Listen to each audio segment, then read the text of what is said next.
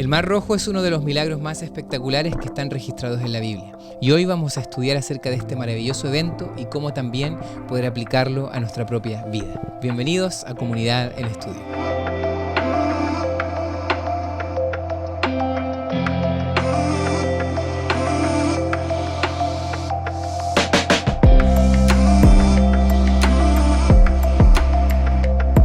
Bienvenidos a Comunidad en Estudio, estamos muy felices de poder estar nuevamente compartiendo este estudio de la Biblia con ustedes, hacerte parte de este repaso de la lección que está muy interesante. Hablamos del Éxodo, el Éxodo que es ese escape, esa liberación que Dios produjo en esa historia tan primitiva, tan antigua, pero a la vez que sigue hablando a nuestro corazón en el día de hoy. Estoy nuevamente aquí con Cristian, ¿cómo estás? ¿Cómo estás, Dani? Una alegría estar juntos y saludo para todos nuestros oyentes también, nuestros fieles amigos a veces que están ahí siempre conectados y bueno, mandarle saludo a todos ellos, ¿no? Así es, así. Un abrazo ahí a todos los que nos escriben, nos dejan incluso, nos llegaron algunas preguntas, incluso que por ahí en algunos capítulos especiales vamos a poder contestarlas más ampliamente, y eso está bueno, que participen en la conversación, que hagan parte, si están de acuerdo, si no están de acuerdo.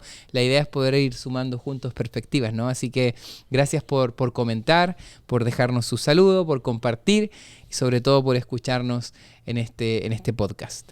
Hoy vamos a hablar acerca del cruce del Mar Rojo. De hecho, el nombre se llama A través del Mar Rojo. Y bueno, ¿quién no ha escuchado alguna vez en su vida este milagro, ¿no? Hablábamos, me acuerdo, de esta película antigua de Moisés, ¿no? Claro, sí, era lo máximo ese efecto especial, ¿no? Y en realidad... Los 10 mandamientos se llamaba esa película. Los 10 mandamientos, sí, me acuerdo. Yo cantaba una canción que antes, viste, que hacían los video lyrics con las letras, y tenía esa imagen, ¿no? Del Mar Rojo, y todavía me acuerdo ahí.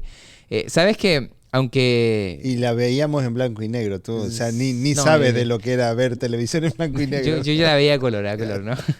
Oye, pero ¿sabes qué? Me he dado cuenta que hay distintas películas que han intentado con efecto especial o dibujos animados. Te mencionaba esta del Príncipe de Egipto, ¿no? Que es una de mis favoritas.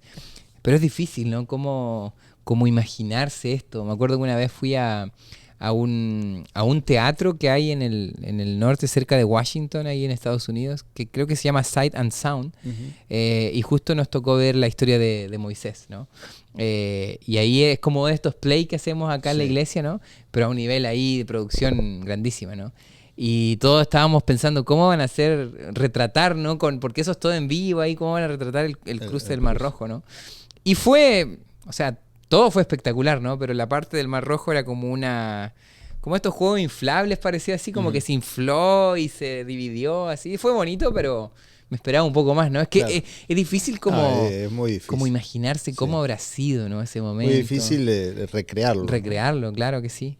Y tú que conoces, ¿no? Esa región ahí. Sí, me llama la atención que los guías, ¿no? Que nos guiaban allí, el guía, claro, a ver, no es cristiano, es copto, ¿no? Los coptos son como una mezcla, ¿no? Ajá. Y entonces él decía que, bueno, difícilmente el cruce del Mar Rojo haya sido que Dios haya dividido el agua. Para él, la interpretación que le daba este guía era que el pueblo caminó sobre el agua, ¿no? Uh-huh. Entonces nosotros en la Biblia encontramos otro mensaje diferente, ¿no? Pero sí cruzamos por esa zona allí, ¿no? Pero hoy hay un puente, un túnel subterráneo y subacuático, ¿no? ¿Por qué? Porque pasa por debajo de la tierra del cauce de ese golfo que hay allí, ¿no? Interesante. Entonces, bueno, y por ahí cruzamos, ¿no? Y pensar en eso, ¿no? Claro, eso es una parte como más angosta del Mar Rojo, ¿no? Después nosotros navegamos en el Mar Rojo también, cuando cruzamos de Jordania a Egipto, cruzamos por encima del Mar Rojo ahora en bote o en lancha o en catamarán, ¿no? Y es interesante pensar que el pueblo cruzó por ahí, ¿no? Por ese lugar. Y nosotros creemos por fe de que Dios abre el cauce y hace cruzar al pueblo en la totalmente seco, ¿no? Claro, porque ¿por qué tratan de encontrarle otras explicaciones? De racionalizar la claro, cosa, tratar ¿no? de racionalizar y no decir, bueno, no puede haber sido, como tú dices, algo tan extraordinario que Dios hizo, ¿no? Decir, bueno, Dios lo hizo pasar así. No, dice que pasaron por el Mar Rojo, Dios separó las aguas y pasaron en seco, ¿no?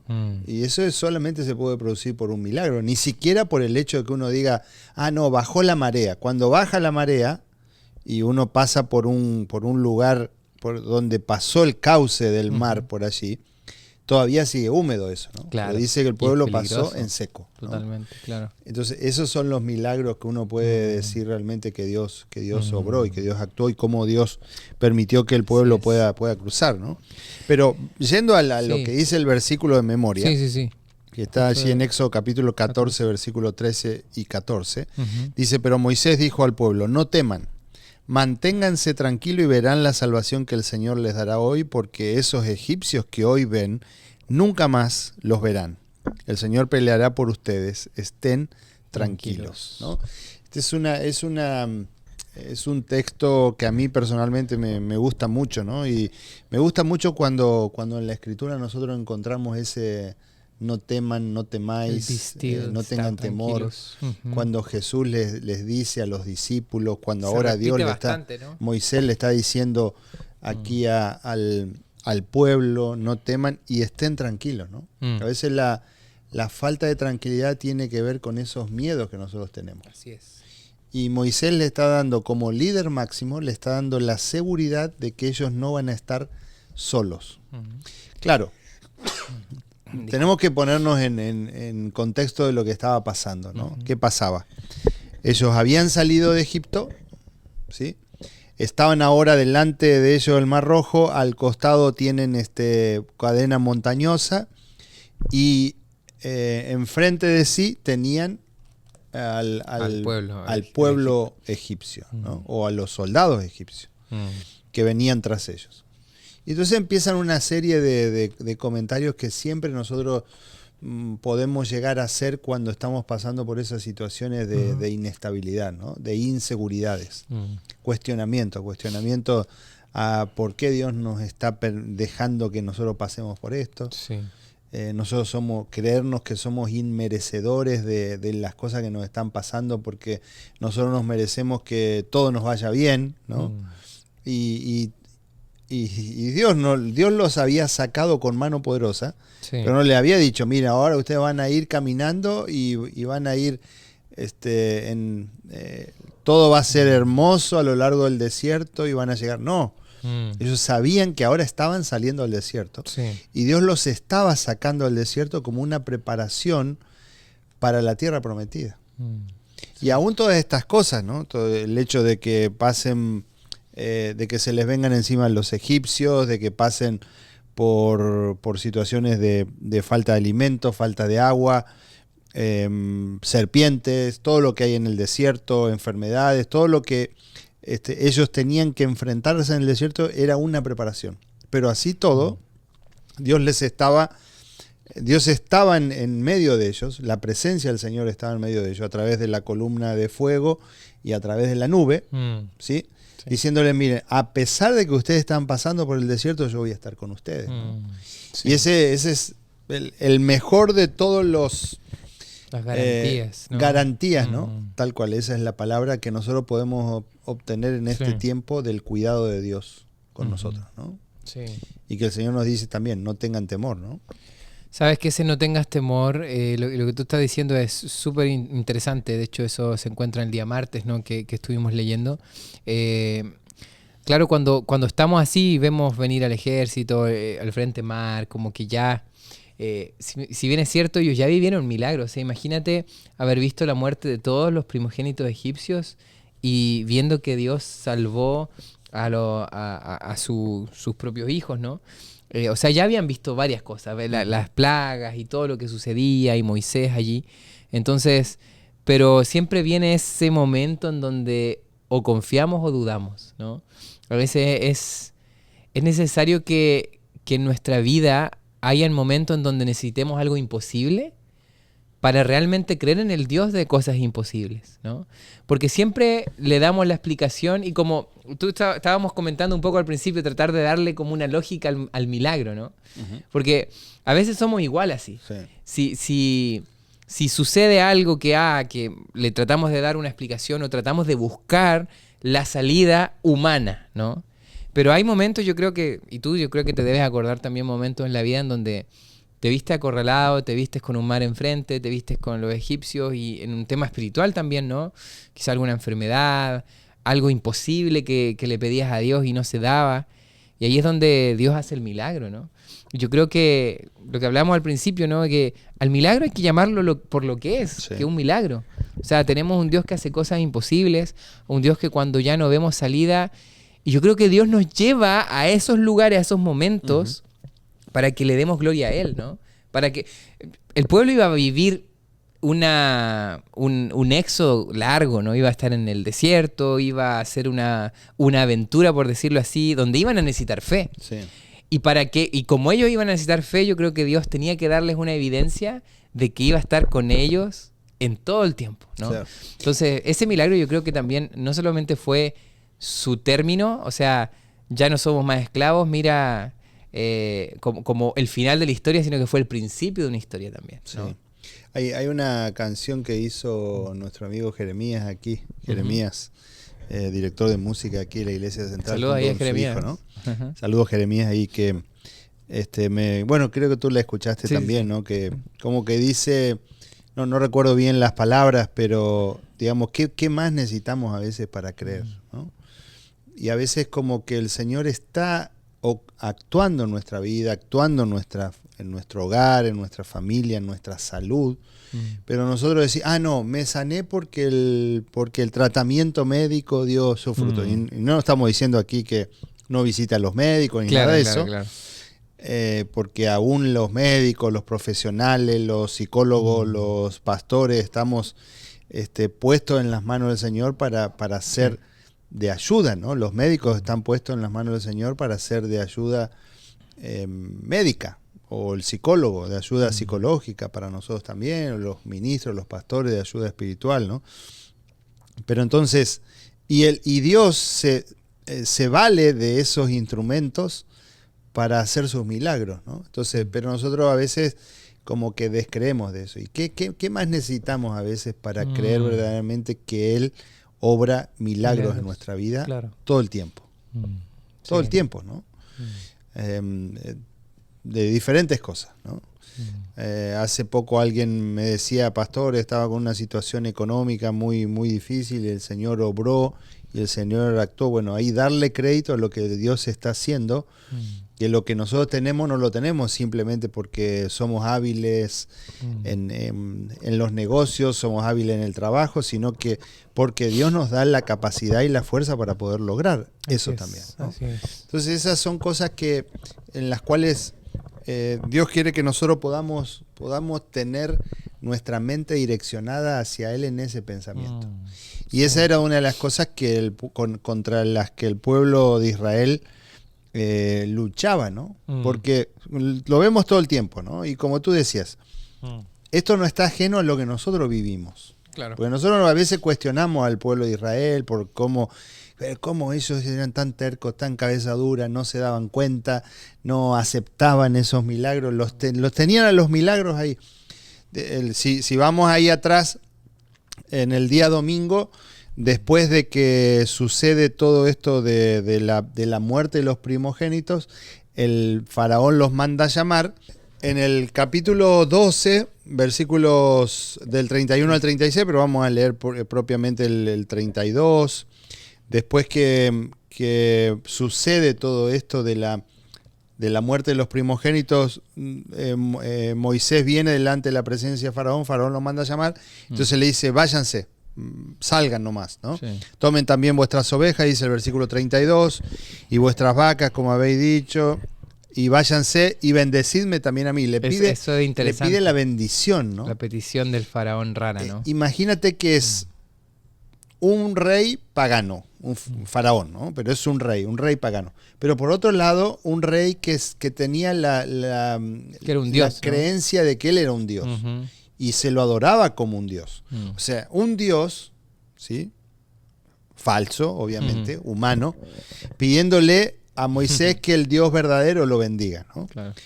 Y nosotros podemos pensar así, bueno, es como que ahora Faraón se está arrepintiendo y está reconociendo que Dios es el Dios verdadero. No, él lo único que quería hacer era detener el caos que se le había venido porque, por todas las cosas, ¿no? Imagínense a una economía cómo le debe haber afectado el haber tenido el que el agua se haya convertido en sangre, el que el ganado se haya muerto, los piojos, las moscas, todo lo que pudre en las moscas, ¿no? Porque imagínate las moscas deambulando por todos lados, cómo se debe haber podrido todo más, la fruta, todo debe haber sido un caos terrible, ¿no? Las enfermedades, las llagas que la gente contraía, todo eso, el granizo, lo que debe haber destruido el granizo, y finalmente termina la muerte de los primogénitos. Sí. Entonces, él tiene remordimiento, no tiene un arrepentimiento de su corazón, y le dice a Moisés que finalmente se vayan con el pueblo, y dice, bueno, y déjenme una bendición para mí también. Cosa que después podemos ver algunos capítulos más adelante cuando realmente no era genuino esto, porque arma su ejército nuevamente y se van detrás de los israelitas para tomarlos de rehenes nuevamente, de esclavos nuevamente, ¿no? Y eso es una de las cosas que nosotros podemos entender aquí, decir, ¿cuál es el verdadero corazón arrepentido, ¿no? Yo tengo un sermón donde hablo del arrepentimiento y el remordimiento, ¿no? Que remordimiento no es lo mismo que arrepentimiento. Entonces, y uso los dos traidores de Jesús, ¿no? Uno es Judas y el otro es Pedro, ¿no? Y entonces dice el texto bíblico que Judas se arrepintió, pero se fue y se ahorcó. Y la palabra que se utiliza allí, más que el arrepentimiento que nosotros entendemos como un corazón contrito, un corazón que verdaderamente se derrama y delante de Dios o delante de cualquier persona, ¿no? De algo que nosotros hemos hecho y que sentimos arrepentimiento, donde hay congoja en el corazón, pero hay un cambio de actitud también. ¿Sí?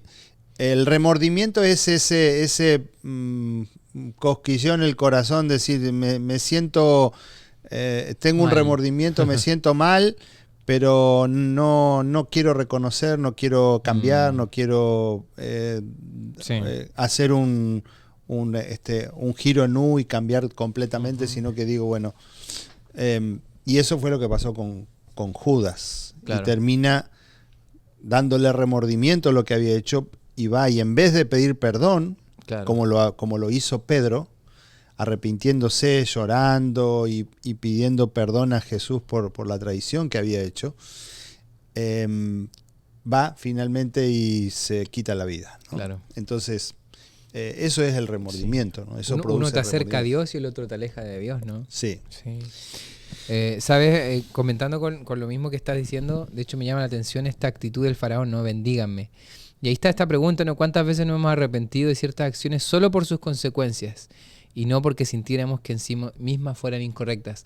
Algo para darte cuenta si lo que tú estás sintiendo o si lo que tú viviste es arrepentimiento o no, es, yo he visto mucha gente, en mi poca experiencia ahí pastoral, ¿no? Que quizás cometió un error, ¿no? Y hacen todo lo posible para que las consecuencias no le lleguen a ellos, ¿no? Incluso le temen a esas consecuencias, ¿no?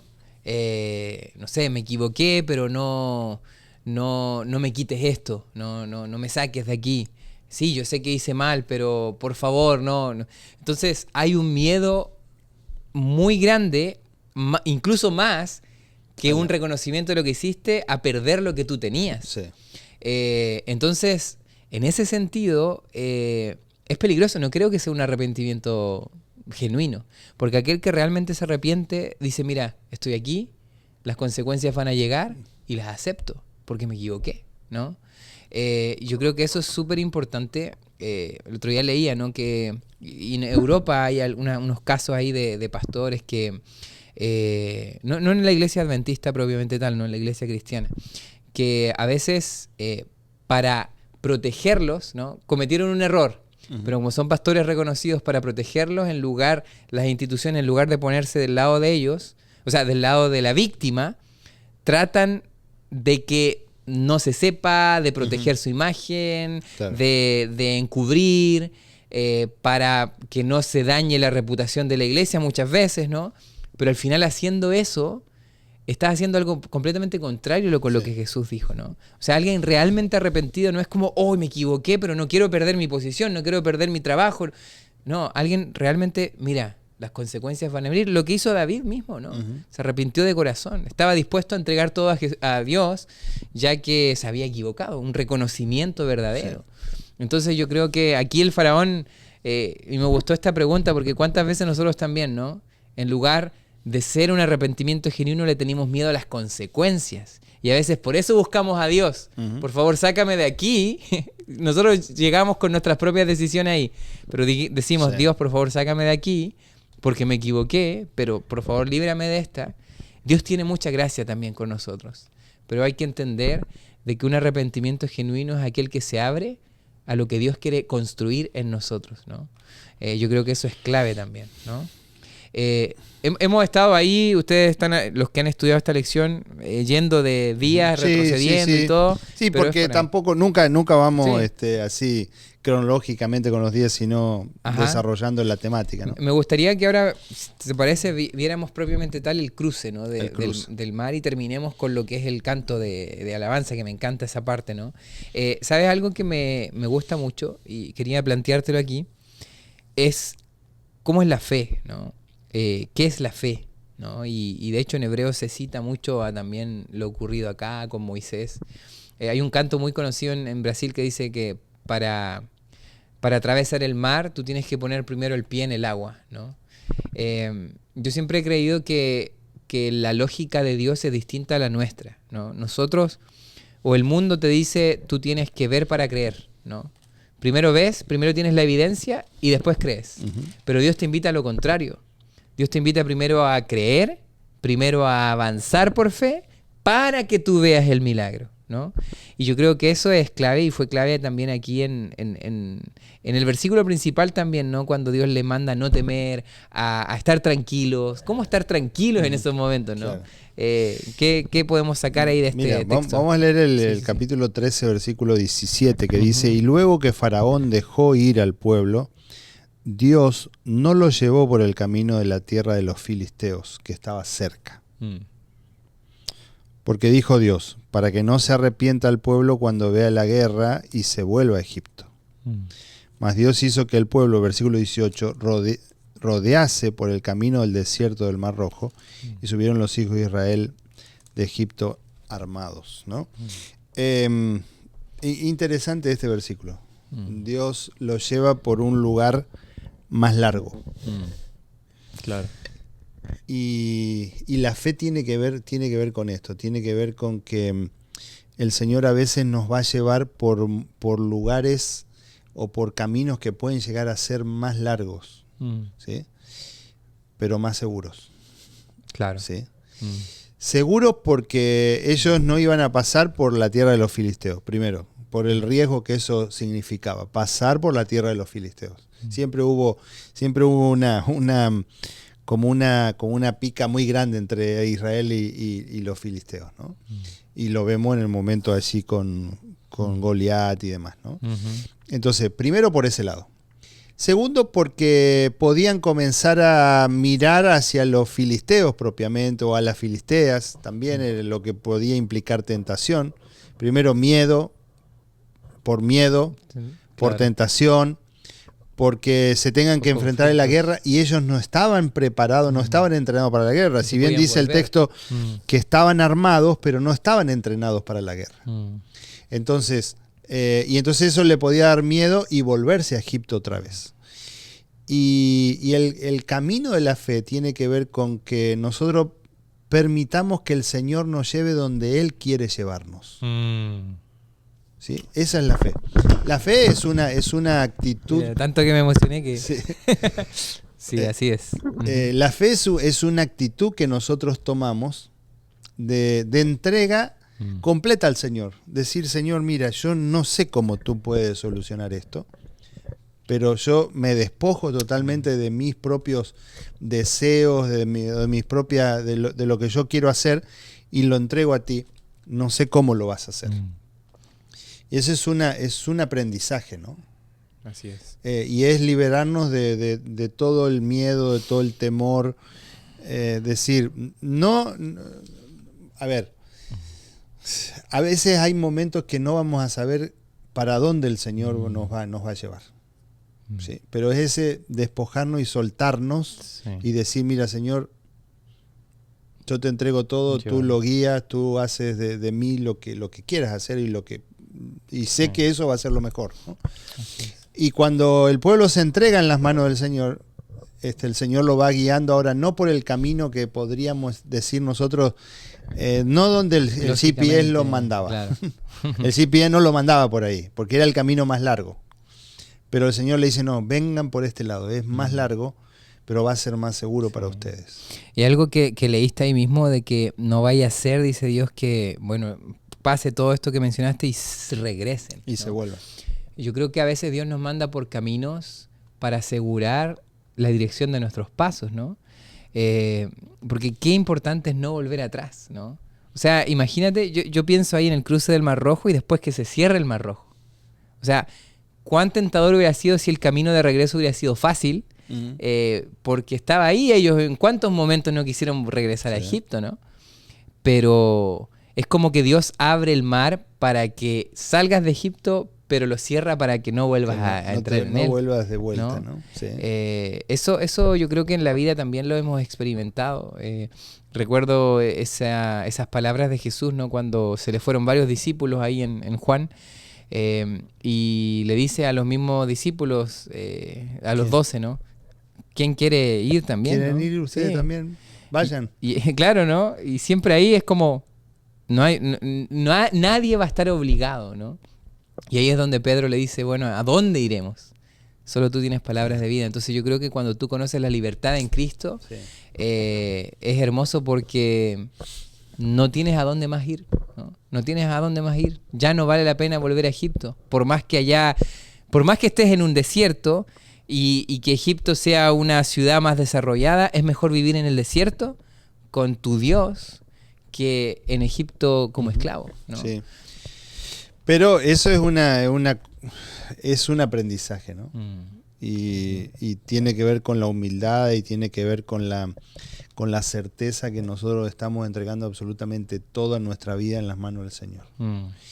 Y lo que el Señor haga va a ser lo mejor para nosotros. Así es. Pero tenemos que estar dispuestos a soltar y a no creernos que nosotros podemos llegar a encontrar la mejor solución, ¿no? Y yo me imagino que ahí Moisés, bueno, la palabra de Dios habla un poquito de eso, pero yo trato a veces de imaginarme aún todas las cosas que le pueden haber dicho y los que vienen, porque a veces cuando estamos en grupos menores, uno lidera a veces un grupo de 5 o 6 y todos tienen ideas y todo. Sí, imagínate difícil, ¿no? 2 millones de personas, ¿no? Y habrán tenido idea de qué hacer, de para dónde ir, y Moisés allí luchando con eso y diciendo, Señor, ¿qué quieres que haga, no? Y entonces Dios le dice que tienen que avanzar. Y viene lo que es el versículo de memoria, ¿no? Sí. No teman, estén tranquilos, porque el Señor va a hacer un milagro aquí entre nosotros, ¿no? Y el capítulo 14, versículo 13 dice, y Moisés dijo al pueblo, no temáis, estad firmes, y ved la salvación que Jehová hará hoy con vosotros, ¿no? Porque los egipcios que hoy habéis visto, nunca más para siempre los veréis, ¿no? Y allí entonces Dios hace ese milagro, ¿no? Ellos tenían que confiar plenamente que Dios iba a hacer. Cuando en el otro momento, cuando Dios abre también las aguas ya de un lugar mucho más pequeño, ¿no? Como es el río Jordán, ellos tocan con su pie el agua, ¿no? Tenían que entrar los primeros, que eran los sacerdotes y demás, tenían que entrar por fe. Eso es avanzar por fe. Y entonces nosotros avanzamos por fe y decimos, Señor, miren, no sé cómo tú vas a solucionar esto, ¿no?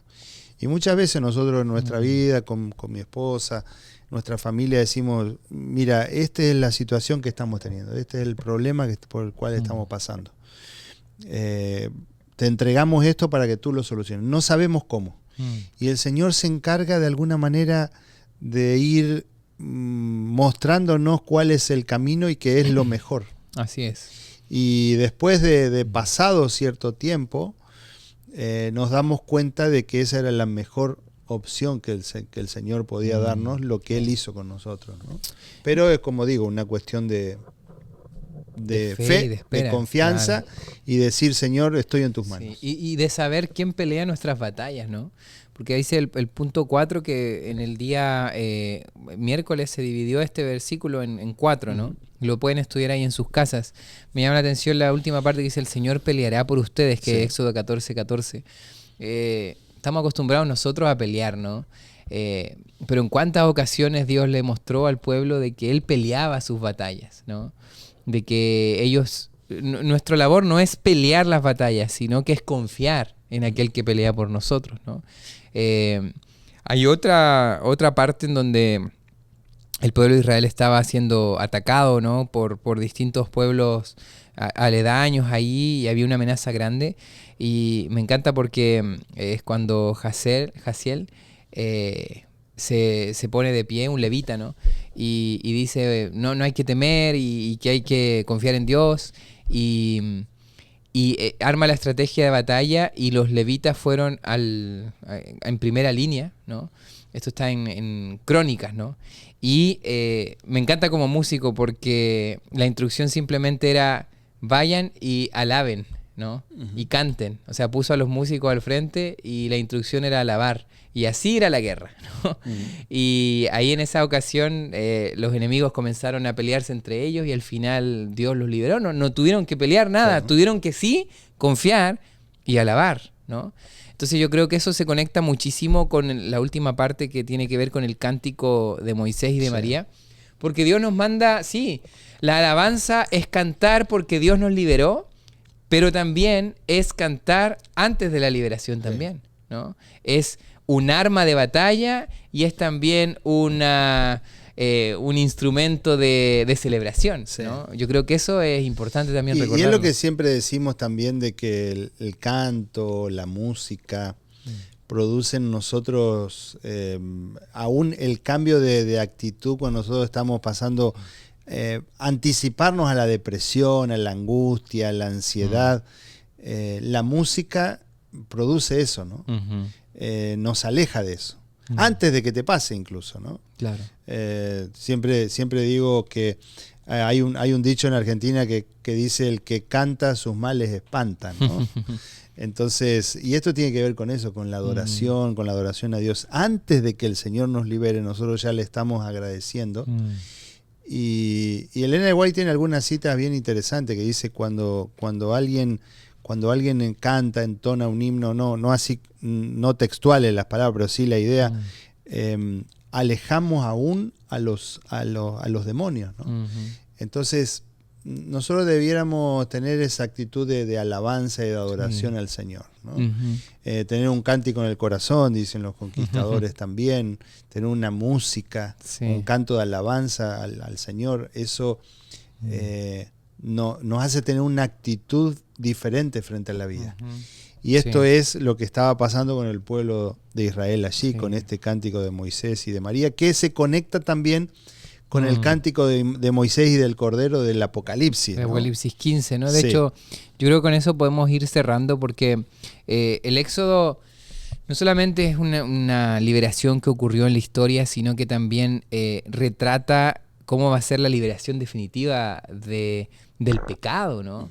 De los hijos de Dios. Y me encanta que hay muchos paralelismos, ¿no? Y ahí en Apocalipsis 15, 2 al 4 lo podemos ahí leer, si quieres lo puedo leer aquí. Dice, vi también como un mar de vidrio mezclado con fuego, y a los que habían alcanzado la victoria sobre la bestia y su imagen, y su marca y el número de su nombre, en pie sobre el mar de vidrio, con las arpas de Dios. Yo quizás estaría con una guitarra, pero no sé tocar arpa. Sí. Y dice, y cantan el cántico de Moisés, siervo de Dios. Imagínate, el cántico de Moisés. Y el cántico del Cordero, diciendo, grandes y maravillosas son tus obras, Señor Dios Todopoderoso. Justos y verdaderos son tus caminos, Rey de los santos. ¿Quién no te temerá, oh Señor, y glorificará tu nombre? Pues solo tú eres santo, por lo cual todas las naciones vendrán y te adorarán, porque tus juicios se han manifestado. Sí. Este es el centro de la adoración, ¿no? ¿Quién no te temerá? ¿No? O sea, el hecho de hacer a Dios único, ¿no? Oh Señor, y ¿quién no va a glorificar tu nombre? Pues solo tú eres santo, ¿no? Esta es la exclusividad de lo que Dios quiere de parte de nuestra adoración, que nuestra adoración no esté indivisa, ¿no? Y a veces nosotros mismos la dividimos, ¿no? Dividimos entre las cosas del mundo y las cosas de Dios. Estamos con Dios, estamos en la religión, pero también estamos un poquito agarrados en las cosas de este mundo. Y siempre decimos, o sea, nosotros estamos viviendo en este mundo. No te pido que los quites del mundo, pero sí que los apartes del mal. Fue el pedido que Jesús le hace en esa oración intercesora de Juan capítulo 17, ¿no? Nosotros estamos viviendo en este mundo, pero tenemos que entender de que estamos de paso. Claro, no podemos dejar de trabajar, no podemos dejar de hacer cosas, no podemos dejar de mirar una televisión, pero decir qué miramos, qué escuchamos, qué es lo que vemos, dónde está puesta nuestra atención o nuestros gustos, en qué está colocado. ¿Será que estamos mirando solamente hacia aquí, hacia abajo, así? ¿O como el Señor nos dice, erguíos vuestra cabeza, ¿no? Y miren hacia arriba, miren las cosas del cielo, ¿no? Sí. Y eso va a hacer que nosotros tengamos esa actitud de alabanza, de adoración al Señor, y decir como el cántico de Moisés aquí claramente, ¿no? Pues solo tú eres santo, ¿no? Por lo cual todas las naciones vendrán y te adorarán porque tus juicios se han manifestado, ¿no? Aquí tiene que ver con una cuestión de adoración, tiene que ver con una cuestión de juicio y tiene que ver con una cuestión de fin de absolutamente todo para entregarlo todo en las manos del Señor en aquel día cuando el Señor venga a buscarnos, Amén, ¿no? amén, así es. Yo cada vez que leo que hubo un cántico, ¿no? Que Moisés cantó, que aquí de todas las naciones van a cantar, es inevitable pensar cómo va a ser ese cántico, ¿no? El otro día observaba que en Apocalipsis y en otras partes donde aparece que hubieron cánticos, se dice siempre que todas las naciones vendrán. Y en otro dice, toda lengua, de tribu y pueblo va a adorar. Y eso me llama la atención porque a veces nosotros pensamos que en el cielo se va a adorar en una sola lengua, pero según Apocalipsis vendrán de toda lengua y toda lengua va a adorar, ¿no? O sea, me cuesta imaginarlo, pero quizás nosotros vamos a estar adorando en español, otros van a estar adorando en otro idioma. Y más allá de eso, porque esto se compara, hay un estudio más acabado ahí de Babel y cuando se separaron las lenguas y todo. Pero es interesante que en Apocalipsis se ve a las personas adorando en su propio idioma, ¿no? Todas juntas adorando, de todas las naciones adorando en su propio idioma. Y yo creo que eso también tiene que ver con nuestras experiencias personales también. O sea, en ese momento vamos a estar adorando a Dios por lo que Él hizo en nosotros, por lo que Él hizo en todas las naciones, pero lo que Él hizo contigo, ¿no? Cada uno tiene algo que decir, exactamente. Claro, sí. Cada uno tiene algo que aportar a esa canción de liberación. Cada uno tiene algo y tiene bagaje, tiene cultura, tiene una lengua que expresar, y eso es valuable, eso es algo hermoso que va a existir en ese último momento. Entonces, aquí mi invitación simplemente es esa. A veces no queremos celebrar o cantar porque quizás no hemos vivido una experiencia real con Dios. No hemos vivido una liberación real con Dios. No hemos vivido lo que significa realmente estar con Jesús. Entonces, mi oración y nuestra oración aquí como pastores es que tú puedas vivir eso. Sí. Que tú puedas venir ese día y tener tu propia expresión de alabanza por lo que Dios hizo en tu vida y no ser meros consumidores del Evangelio, ¿no? Sí, esto que tú dices, yo lo vivo, digamos, cada sábado cuando venimos a la iglesia y tú, Dani, diriges la música allí en el worship. Mi forma de alabar y mi forma de cantar cada sábado tiene que ver con cómo fue mi semana, ¿no? Y aquella semana que de paso ha pasado por alguna situación y demás que nos toca vivir, y he visto cómo el Señor me ha liberado, o aunque no me haya liberado como tal, sé que el Señor está obrando y está actuando. Mi alabanza es totalmente diferente a aquellas otras semanas que, bueno, no pasó nada, transcurrió así, como quien dice, igual que otras, ¿no? Tiene que ver con esa experiencia personal que nosotros vivimos y decimos, estoy alabando a aquel en cual yo estoy en sus manos, ¿no? Estoy alabando a ese Dios magnífico, ¿no? Y eso es lo que pasó con Moisés. O sea, yo estoy seguro que ese cántico de Moisés y de María tiene que haber sido entonado y cantado de una manera tan especial que no podría haber sido cantado ese mismo canto, no sé, 7 días atrás o 4 días atrás, cuando estaban del otro lado del Mar Rojo, ¿no? Claro que sí. Si ellos tenían que cantar y hacer un canto, miren, estamos acá en el desierto y tenemos la nube y tenemos la columna de fuego y incluso después de 3, 4 años que ya estaban en el desierto, no lo cantaron de la misma manera con el gozo que lo cantaron aquel día cuando Dios había hecho y ellos habían visto el tremendo milagro que Dios hizo, ¿no? Así es. Entonces, por eso también es importante que nosotros tengamos esa relación diaria con el Señor, ¿no? Y que el Señor pueda ir haciendo esos milagros y nosotros podamos retribuirle en una alabanza genuina, ¿no? Quizás ya para ir terminando, es muy interesante todo esto, solo decir lo siguiente. A veces nosotros hacemos del canto, de la música, y tomado como ejemplo, porque hay muchas otras cosas que se pueden aplicar a esto mismo, ¿no?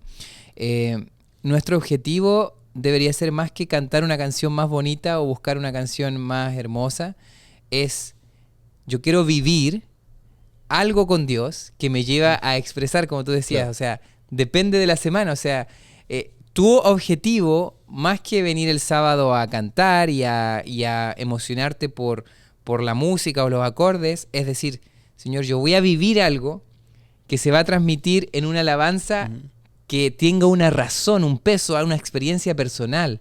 Eso es adoración.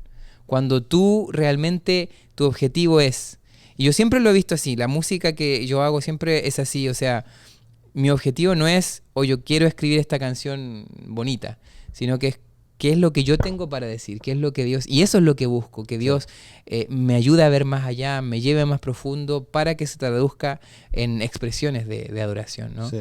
Y la invitación es para que ustedes también lo hagan. Quizás su expresión de adoración más allá de la música pueden ser otras cosas, incluso tu propia vida, las cosas prácticas que tú haces, pero que siempre giren en torno a lo que Dios hizo, esa liberación que Dios hizo o incluso está haciendo en tu vida. Así que Dios les bendiga, que podamos también ver que Dios ha dividido el mar más de alguna vez en nuestra vida y que eso nunca lo olvidemos, porque sin duda Dios va a seguir haciendo grandes milagros. Y así lo va a hacer para el pueblo, ¿no? Así que ya se vienen más estudios, que Dios te bendiga y nos vemos en una... Un abrazo, bendiciones, bye bye. Bye, bye.